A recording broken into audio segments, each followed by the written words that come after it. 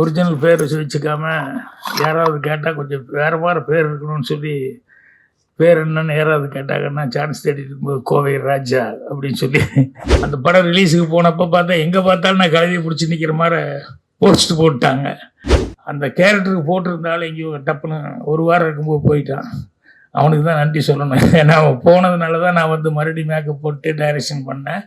நிறைய பேர் வீட்டில் எங்கள் அம்மா வந்து என்ன நம்பினாங்க, நான் வந்துடுவேன் சினிமாவில் அப்படின்னு சொல்லிட்டு.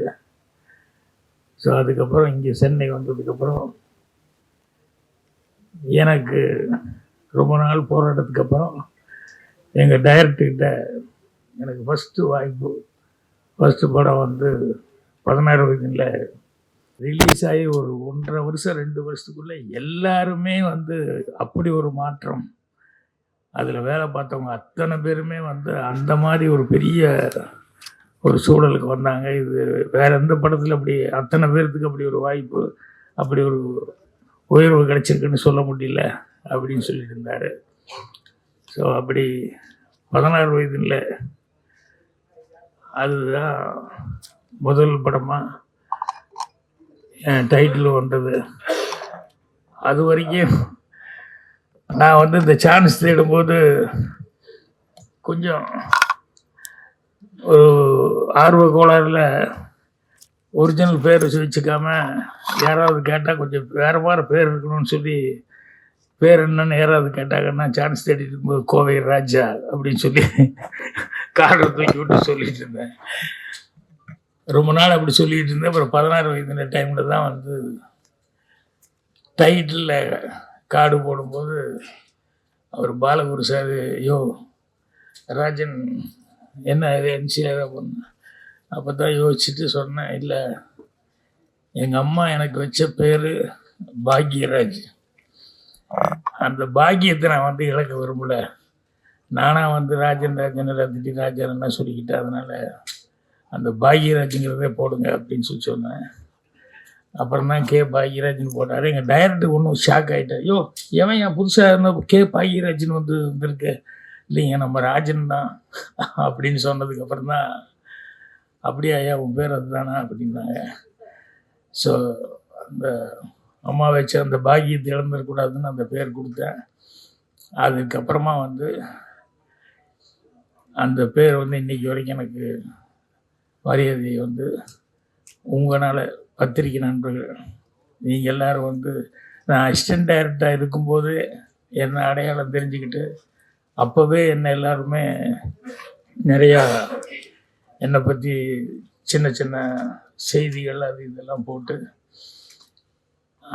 எங்கள் டைரக்டர் எப்படி பிரபலமாகிட்டு இருந்தாரோ அப்போவே கூடவே அவர் கூட அசிஸ்டண்ட் ஒரு பையன் இருக்கான் பாக்யராஜன். அந்த பையன் கொஞ்சம் சீக்கிரமாக நல்லா வருவான் அப்படிங்கிற மாதிரி எல்லோரும் கவனிக்கிற அளவுக்கு இருந்தது.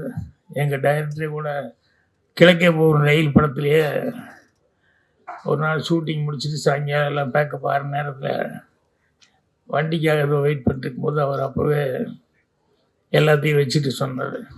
எனக்கு அப்புறம் என் பேர் எடுத்து கொடுக்குற அளவுக்கு எனக்கு ஒரு மரியாதை கொடுக்குற அளவுக்கு வர்றது வந்து ராஜன் தான் வரப்போகிறான் அப்படின்னு. ஏன்னா அவர் கடைசி வரைக்கும் ராஜன் ராஜன்னே தான் கூப்பிட்டுருந்தார். இப்போவும் டக்குன்னு பாக்யராஜுங்கிறது எங்கேயாவது ஃபங்க்ஷன் வந்தால் தான் வரும். அப்படி வந்து அவர் ரயிலில் போய் சொன்னார். அதுக்கப்புறம் ஒவ்வொரு படத்துலையும் கொஞ்சம் கொஞ்சமாக அசிஸ்டன்ட் டைரக்டரு, அப்புறம் டைலாக் ரைட்டர், அதுக்கப்புறம் ஸ்டோரி ரைட்டர்னு வந்து அதுக்கப்புறமா வந்து ஹீரோவாக நடிச்சது. எனக்கு கிழக்கே போகும் ரயிலப்போ அந்த சுதாகர் வந்து கரும்புள்ளி செம்புள்ளி குத்தி கழுதியில் உட்கார வச்சுருவாங்க. அவன் பனிஷ்மெண்ட்டு வில்லேஜில் அந்த கழுதி இழுத்துட்டு வர்றதுக்காக அந்த ஊரில் யாரோ ஒருத்தர் கூப்பிட்டா, யாரை கூப்பிட்டு இழுத்தாலும் அந்த கழுதி இழுக்கும்போது அவன் கேமரா ஓடுதான் கேமராவே பார்த்துக்கிட்டு இருந்தான். டைரக்டர் திட்டிக்கிட்டே இருந்தார். வேறு வழி இல்லாமல் அப்புறம் நான் வந்து அது வேஸ்ட் இது கட்டிட்டு ஒரு டவல் ஒன்று போட்டுக்கிட்டு நான் வந்து அந்த கழுதியை பிடிச்சி இழுத்துட்டு வர மாதிரி நான் இழுத்தேன். அப்போ தான் வந்து சரி அசிஸ்டன்ட் டைரக்டருங்கிறனால லட்சுமி வந்து அவங்கெல்லாம் ஸ்டில் எடுத்து இது பண்ணாங்க. கோயம்புத்தூர் நான் போய் அந்த படம் ரிலீஸுக்கு போனப்போ பார்த்தா எங்கே பார்த்தாலும் நான் கழுதியை பிடிச்சி நிற்கிற மாதிரி போஸ்ட் போட்டாங்க. எங்கள் பாட்டி என்ன கேட்டாங்க, ஏன்டா போய் இந்த கழுதையை பிடிச்சி இழுத்துட்டு வர்றது இதுக்காடா சென்னைக்கு மெட்ராஸுக்கு போனேன் அப்படின்னு சொல்லிட்டு, இல்லை அது நடிக்கிறது தான் அப்படி போடா ஊர் பூரா மானம் கெடுது எல்லோரும் பார்த்தும்போது உங்கள் பேரன் கழுதை இழுத்துட்டு வரான் அதுக்கு தான் போனானா அப்படின்ட்டு. அப்போ எங்கள் அம்மா வந்து ஒரு வார்த்தை சொன்னாங்க, ஏன்னா அது சுதாகர் பையன் செஞ்ச கேரக்டர் ஏன் அந்த மாதிரி நீ செய்யக்கூடாது அப்படின்ற மாதிரி அம்மா கேட்டாங்க. அப்போ நான் அம்மாக்கிட்ட வந்து இல்லைம்மா அதுக்கு ஒரு உருவங்கள் அதுக்கு இப்படி இருக்கணும் அப்படி இருக்கணும், ஏன் உனக்கு எல்லாம் நல்லா தான் இருக்குன்னா, இல்லை உனக்கு காக்கிக்கு தன் குஞ்சு பொன் குஞ்சு அப்படி தான் இருக்கும், ஆனால் அதுக்கு வேறு வித்தியாசமாக இருக்கணும். இல்லை நீ வேணா பாரு, உங்கள் டைரக்டர் உன்னையே மறுபடியும் ஹீரோவை வச்சு படம் எடுப்பார், இது கூடி சீக்கிரம் நடக்கும் கண்டிப்பாக அப்படின்னு சொல்லி எங்கள் அம்மா சொன்னாங்க. ஸோ அப்போ வந்து சரி ஒரு தாய்க்கு வந்துருக்கக்கூடிய ஒரு ஆர்வத்தில் அவங்க வந்து சொல்கிறாங்க அப்படின்னு சொல்லிட்டு அதை நான் சாதாரணமாக எடுத்துக்கிட்டேன். ஆனால் அதுக்கப்புறம் டைரக்டர் வந்து நான் அசிஸ்டன்ட் தான் வேலை பார்த்தேன். அதுக்கப்புறம் வந்து புதிய வார்ப்பில் போட்டா நீ தான் என் ஹீரோ அப்படின்னு சொல்லி என்னை ஃபிக்ஸ் பண்ணதுக்கப்புறம் தான் வந்து அப்புறம் முதல் நாள் ஷூட்டிங் முடிஞ்சு அப்போ கூட அம்மாவுக்கு நான் லெட்டர் எழுதலை. ஏன்னா சென்னைக்கு வந்து அதுக்கப்புறம் அங்கே கொண்டு வந்து தேனியில் ஒரு டென்ட்டில் கொண்டு ஒரு தேட்டரில் கொண்டு போட்டு பார்த்துட்டு பார்த்துட்டு காலையில் நிவாஸ் எங்கள் டைரக்டர்லாம் போய் பார்த்துட்டு வந்துட்டு ஓகே அப்படின்னு சொல்லி கை கொடுத்து நம்ம ஷூட்டிங் கன்டினியூ பண்ணுறோம், நல்லா இருக்குது, நீ ஹீரோ கன்ஃபார்ம்டு அப்படிங்கிற மாதிரி சொல்லிட்டு ஷூட்டிங் ஸ்டார்ட் பண்ணார். அதுக்கப்புறம் தான் அம்மாவுக்கே வந்து லெட்டர் எழுதினேன், இந்த மாதிரி உன் வாய் முகூர்த்தம் நீ சொன்ன மாதிரியே வந்து நான் வந்து ஹீரோவை வந்து நடிச்சிட்ருக்கிறேன் அப்படின்னு சொல்லிட்டு. ஆனால் ஒரு பேட் லக்கு படம் ரிலீஸுக்கு ஒரு 20 நாள் 15-20 நாள் இருக்கும்போது திடீர்னு எங்கள் அம்மாவுக்கு வந்து உடம்பு சரியில்லாமல் போய் அதுக்கப்புறம் படம் ரிலீஸுக்கு 20 நாளைக்கு முன்னாடியே இறந்துட்டாங்க. அது ரொம்ப மனசு கஷ்டமாக இருந்தது. ஆனால் கிழக்கு போண்டையில் அதுல எல்லாம் ஒர்க் பண்ணது அசிஸ்டன்ட் டைரக்டர் இருந்ததெல்லாம் எங்கள் அம்மாவுக்கு வந்து தெரியும்.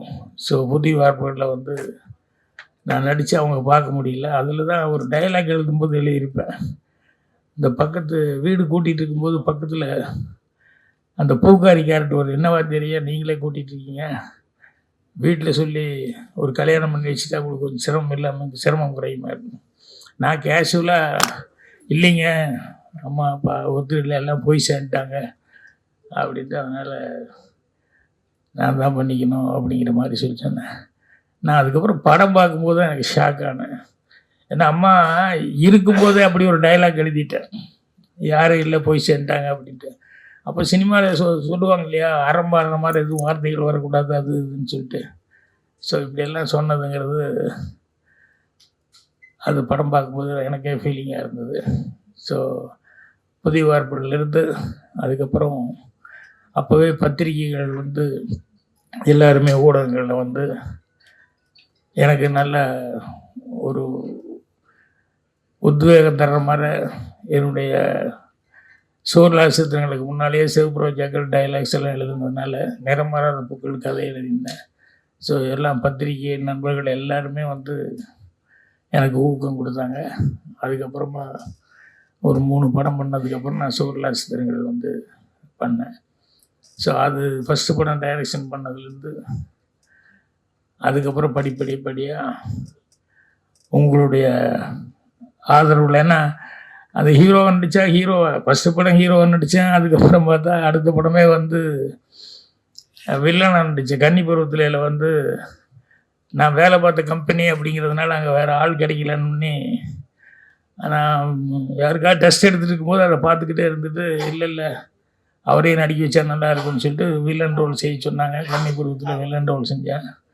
அப்போ கூட நடிக்கிறதுக்கு இஷ்டம் இல்லாமல் டைரக்ஷன் மட்டும் பண்ணால் போதுன்னு நினச்சேன். ஆனால் சோர்லா சித்திரங்கள் ஸ்டார்ட் பண்ணப்போ அந்த கேரக்டருக்கு போட்டிருந்தாலும் எங்கேயோ டப்புன்னு ஒரு வாரம் இருக்கும்போது போயிட்டான். அவனுக்கு தான் நன்றி சொல்லணும். ஏன்னா அவன் போனதுனால தான் நான் வந்து மறுபடியும் மேக்கப் போட்டு டைரக்ஷன் பண்ணேன்.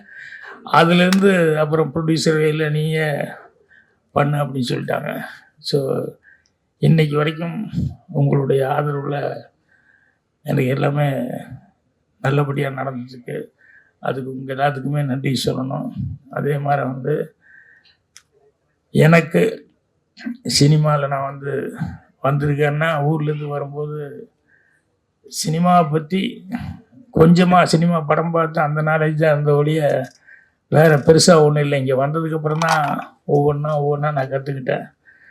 ஆனால் சினிமாவில் இந்த வளர்ச்சிக்கு மெயினாக இருந்தது என்னென்னா, எனக்கு முன்னால் டைரக்ட் பண்ணியிருந்தாங்களே அந்த படங்கள், ஒரு பீம்சிங் ஆகட்டும், பிஆர் பந்தலு சார் ஆகட்டும், Sridhar sir, K Balachandran sir எல்லாருமே, கேஎஸ்ஜி, இப்படி எல்லா டைரக்டருடைய படங்கள் பார்த்து அந்த பாதிப்பு என்னை அறியாமல் என் மனசுக்குள்ளே ஊறி இருந்தது. அதுதான் எனக்கு ஒரு பெரிய பேஸாக இருந்தது. அதே மாதிரி புத்தகம் அப்படிங்கிறது முதல்ல ஸ்கூலில் படிக்கும்போது சரியாக படிக்காம விட்டேன். அதுக்கப்புறம் வெளியே காலேஜும் ஒரே வருஷம் தான் ஃபெயிலியர் ஆனதுக்கப்புறம் தான் இந்த புத்தக படிப்பு அப்படிங்கிறது எனக்கு அது மேலே ஒரு ஆர்வம் வந்ததுக்கப்புறம் நிறையா புஸ்தகங்கள் அதெல்லாம் படிச்சுட்டு அதுக்கப்புறமா கொஞ்சம் கொஞ்சமாக என்னுடைய நாலேஜ் வளர்த்துக்கிட்டேன். ஒரு சின்ன வயசு விஷயம் ஒன்று சொல்கிறேன். என்னென்னா, எங்கள் அம்மா எப்போவுமே ஸ்கூலுக்கு 1ஆம் கிளாஸ் அந்த வெள்ளாங்கோயிலில் படிக்கும்போது ஸ்கூலுக்கு போயிட்டு மத்தியானம் வரும்போது எங்கள் அம்மா வீட்டில் இருந்தாங்கன்னா ஒரு பெட்டியை திறந்து எனக்கு இந்த தேன் மிட்டாய் வாங்கிறதுக்காக இந்த ஓட்டை போட்ட ஒரு காலனா, அந்த காலத்தில் அந்த ஓட்டை போட்ட காலனாவை கொடுப்பாங்க.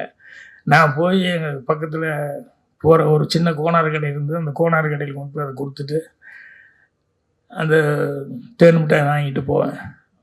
ஒரு நாள் வந்தப்போ எங்கள் அம்மா வீட்டில் இல்லை. அது என்னடா அம்மா இல்லைன்னொன்னே தேன் மிட்டாய் வாங்குறதுக்கு என்ன பண்ணுறது இல்லை, பெட்டியில் தானே இந்த பெட்டியில் தானே எடுப்பாங்கன்னு சொல்லிட்டு நான் பெட்டியை திறந்து அதுக்கப்புறம் காசு கொண்டு போய் அந்த கடையில் கொண்டு போய் கொடுத்தேன். அவர் கோனரை பார்த்துட்டு என்ன பண்ணு அப்படின்னாரு. தேன் மிட்டாய் அப்படின்னு வாங்கி சாப்பிட்டு சாயங்காலம் ஸ்கூல்லேருந்து வரும்போது பார்த்தா வீட்டில் அந்த முத்தமாற நெல்லெல்லாம் காய போடுற இடம் அந்த மாதிரி எங்கள் அம்மா உட்காந்துருக்கு. ஒரு சுற்றி ஒரு 7-8 பேர் இருக்காங்க. அந்த கோனார் நின்றுருந்தார். அப்போ எங்கள் அம்மா போனோடனே எல்லோரும் என்னை பார்த்துட்டு சிரித்தாங்க. எனக்கு ஒன்றும் புரியல. அப்புறம் போனோடனே அவர் எங்கள் அம்மா என்னடா பண்ண மத்தியானம் அப்படின்னு. அப்புறம் இல்லை நீ இல்லை. அப்புறம் நான் காசு எடுத்து பெட்டியிலேருந்து காசு எடுத்துகிட்டு நானே கொண்டு போய் கொடுத்து தேன் மிட்டாய் வாங்கிட்டேன் அப்படின்ட்டு. இதுதான் காசு அப்படின்னு சொல்லிட்டு எங்கள் அம்மா காமிச்சாங்க. அது என்னென்னா மோதிரம். எனக்கு என்ன ஒரு ரவுண்டாக இருந்தது அப்படின்னு சொன்னோன்னே நான் எடுத்து கொண்டு போய் தங்க மோதிரம் அதை கொண்டு போய் கோனார் கடையில் கொண்டு போய் கொடுத்து தேன் மிட்டாய் கொடுங்க. அப்போ எங்கள் அம்மா சிரிச்சுக்கிட்டே சொல்லிச்சு, இது மோதிரண்டா, இது காசு இல்லை அப்படின்ட்டு. இது தங்கத்தில் இது பண்ணது. கோனார் எவ்வளோ தங்கமான மனிதனாக இருந்தால் சின்ன பையன் யாருக்கும் தெரியாது, நீ போய் கொடுத்து அவர் பாட்டை வாங்கி போட்டு பேசாமல் போயிருக்கலாம்.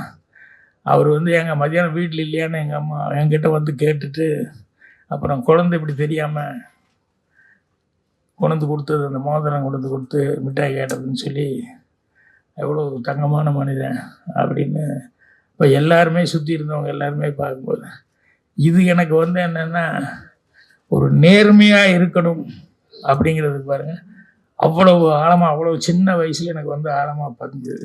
அதுலேருந்து எங்கேயும் விலகக்கூடாது அப்படின்னு சொல்லிட்டு.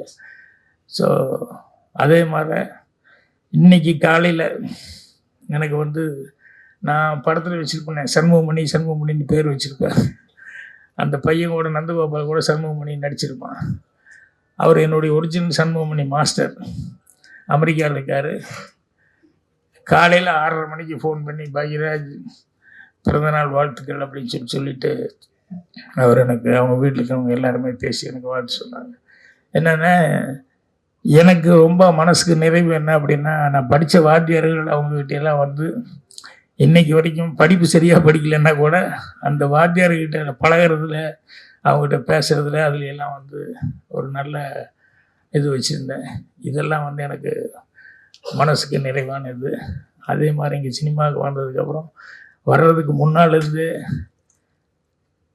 புரட்சித் தலைவர் எம்ஜிஆர் அவர்கள் அவரை பற்றி அவர் எப்படி அடுத்தவங்களுக்கு ஒரு ஹெல்ப் பண்ணுறது, எந்த அளவுக்கு ஒருத்தர் கஷ்டம்னு சொன்னோம்னா எந்த அளவுக்கு ஹெல்ப் பண்ணுவார் அப்படிங்கிற அவருடைய குணாதிசயங்கள் இதெல்லாம் எனக்கு மனசில் பதிஞ்சது. அதே மாதிரி வந்து சிவாஜி சாரை பற்றி சொல்லுவாங்க. ஆனால் நேரடியாகவே அனுபவிச்சது என்ன அப்படின்னா, யார் எந்த வயசு சின்ன பையனாக இருந்தால் கூட அவருடைய சர்வீஸுக்கு டைரக்டர்னு சொல்லி ஒத்துக்கிட்டா வந்து டைரக்டர் சொல்லுங்கள் என்ன வேணும் என்ன அப்படின்னு சொல்லி கேட்குறது.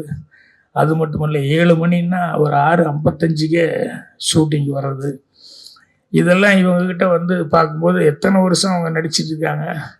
அவ்வளோ வருஷம் ஆனாலும் அதுதான் வந்து அவங்களுடைய ஃபஸ்ட்டு படங்கிற மாதிரியே அவங்க வந்து டைரக்டர் கொடுக்குற மரியாதை, அந்த டைமுக்கு வர்றது அப்படின்னு. ஸோ இதெல்லாமே எனக்கு ரொம்ப மனசில் இருந்தது. இப்போ இவங்கெல்லாம் சீனியர்ஸ் தான். அதே மாதிரி கமல், ரஜினி இவங்கெல்லாம் வந்து அந்த படத்தில் ஆக்ட் பண்ணும்போது கமல் அவர்களுடைய பர்ஃபார்மன்ஸு சின்ன வயசுலேருந்து, அதாவது அங்கே ஊரில் இருக்கும்போதே அவ்வளோ ஒரு தொடங்கதே அந்த படங்கள்லேருந்தெல்லாம் பார்த்துட்டு அதில் ரொம்ப ஒரு அட்ராக்ட் ஆனேன். அதுக்கப்புறமா வந்து இங்கே 16 வயதில் படத்தப்போ தான் ரஜினி அவருக்கு தமிழ் அப்போ கொஞ்சம் தமிழ் கேட்டு கேட்டு தான் மனப்பாடம் பண்ணோம். கொஞ்சம் பேசுகிறதெல்லாம் படிக்க வராது. அதனால் அவருக்கு டைலாக்கு சொல்லி கொடுத்துறது, ஒரு தடவை சொல்லுங்கள் ப்ளீஸ் இன்னொரு தடவை சொல்லுங்கள். ஸோ ஒரு 8 தடவை 10 தடவை சொல்லுவார். நான் 8 தடவை 10 தடவை சொன்னதுக்கப்புறம் அவர் ஒரு 15 தடவை சாப்பிட்டு கூப்பிடுற வரைக்கும் அந்த மரத்துக்கடியில் அங்கே இங்கே எல்லாம் சொல்லி பார்த்துட்டாரு. அதுக்கப்புறமா அன்புள்ள ரஜினிகாந்த் படத்தப்போ பார்த்தாலும் அதே ரஜினிகாந்த் அவர்கள் நான் சிவப்பணத்தில் பார்க்கும்போது அதே மாதிரி தான். அந்த முதல் படத்துக்கு என்ன எவ்வளோ அக்கறை எடுத்துக்கிட்டு எவ்வளோ சிரத்தையோடு வந்து வேலை பார்த்தாரோ அதே அளவுக்கு வந்து கடைசி வரைக்கும் இன்றைக்கி பண்ணுற படங்கள் வரைக்கும் அவர் வந்து இது பண்ணிட்டுருக்காரு. இப்படி எனக்கு முன்னால் சினிமாவில் இருந்தவங்க எல்லாருமே வந்து எனக்கு ஒரு நல்ல வழிகாட்டிகளாக இருந்தாங்க. அதை வச்சுக்கிட்டு தான் நான் வந்து என்னுடைய உயர்வுக்கு அதெல்லாம் காரணமாக இருந்தது. மெயினாக பத்திரிகை நண்பர்கள் படம் போட்டு ப்ரிவியூ, நான் ப்ரிவியூவில் கூட யாருக்கிட்டையும் ஒன்றும் முடிஞ்சதுக்கப்புறம் அப்போல்லாம் ஒரு இது மாதிரி வைப்பாங்க, சும்மா கெட்டு பதர் மாதிரி. பட் அங்கே நான் படத்தை பற்றி எதுவுமே பேச மாட்டேன். என்னென்னா அவங்களா பார்த்துட்டு அவங்களா எழுதுறது அதுதான் கரெக்டாக இருக்க முடியும். நம்ம வேறு மாதிரி படத்தை பற்றி எதுவும் பேசக்கூடாது அப்படிங்கிற மாதிரி. அதே மாதிரி வந்து படத்தை பார்த்துக்கிட்டு கரெக்டான ஒரு விமர்சனங்களை வந்து என்னுடைய ஒவ்வொரு படத்துக்கும் அது கிடச்சிக்கிட்டே இருந்தது. அது வந்து ஜனங்கிட்டையும் நான் போய் சேர்றதுக்கு நல்ல ரீச் கொடுக்குறது காரணமாக இருந்தது. அதே மாதிரி எல்லா பத்திரிகை நண்பர்கள்கிட்டையும் எனக்கு ஒரு நல்ல ஒரு நட்பும் தொடர்ந்தது. ஸோ இன்றைக்கி 50 வருஷம் ஆகிப்போச்சு அப்படிங்கிறது வந்து எனக்கு நினச்சி பார்த்தா மலை பார்த்தா இருக்குது, 50 வருஷமா அப்படின்னு சொல்லிட்டு. ஸோ இன்னும் நடிகர் வந்து பண்ணிகிட்ருக்கிறேன். அதோடு இப்போ அடுத்தது வந்து இந்த வருஷத்தில் வந்து வெப் சீரிஸும் படமும் டைரக்ட் பண்ணுறதுக்கான ஒரு பேச்சுவார்த்தை நடந்துட்டுருக்கு. ஸோ கண்டிப்பாக இந்த வருஷத்துலேருந்து மீண்டும் வந்து ஒரு புது உத்வேகத்தோட படங்கள் செய்யலாம் அப்படிங்கிற ஒரு இதில் இருக்கிறேன். ஸோ எல்லாத்துக்கும் காரணமானவங்க எங்கள் டைரக்டர்லேருந்து முன்னால் டைரக்ட் பண்ணவங்க அவங்க. அப்புறம் வந்ததுக்கப்புறம் சினிமாவில் தான் நாங்கள் வர்றதுக்கு சான்ஸ் கிடச்சி படம்லாம் டைரக்ட் பண்ணுறதுக்கு எல்லாம் காரணமாக இருந்தது அப்படிங்கிறது வந்து பத்திரிக்கை நண்பர்களான நீங்கள். ஸோ உங்களுடைய இது எங்கள் டைரக்டருக்கு எப்படி ஃபஸ்ட்டு படத்தில் 16 வயதில் கொடுக்கும்போது எல்லாத்தினுடைய விமர்சனங்கள் எந்த அளவுக்கு இருந்தது அப்படின்னு சொல்லிட்டு. ஏன்னா அப்போல்லாம் வந்து இந்த விமர்சனம் வந்து ஜனங்க நிறைய வந்து விமர்சனம் பார்த்துக்கிட்டு தான் படம் பார்க்கணுங்கிற மாதிரி நிறையா எதில் என்ன விமர்சனம் வருது அப்படின்னு சொல்லிட்டு அப்படி இது பண்ணிட்டுருப்பாங்க. ஸோ அதனால் உங்களுடைய பணி அப்படிங்கிறது வந்து ரொம்ப ஒரு சிறப்பான பணி. அதனால் உங்கள் எல்லாத்துக்குமே இன்றைக்கி என்னுடைய மனமார்ந்த நன்றியை தெரிவிச்சுக்கிறேன். இந்த வருஷத்துலேருந்து வரணி நான் சொன்ன மாதிரி டைரக்ஷன் அப்படின்னு சொல்லிட்டு மீண்டும் வந்து ஸ்டார்ட் பண்ணலான் இருக்கேன். ஸோ இவ்வளோ நாள் இவ்வளோ தூரம் இது பண்ணதுக்கு என்னுடைய மனமார்ந்த நன்றியை நான் தெரிவிச்சுக்கிறேன்.